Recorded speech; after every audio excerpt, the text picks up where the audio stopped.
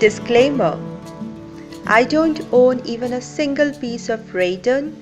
It is not available in this part of the world, and I don't want to spend tons of money buying it and getting it shipped from the other part of the world.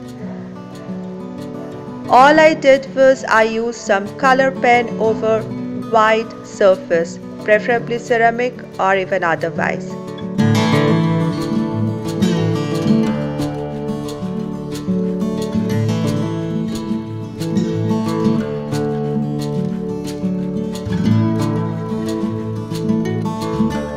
The canisters are a DIY from a previous project. I'll put a card link above and in the description box below. They were so easy to make and I really use them for my everyday use, and they look really good and useful too.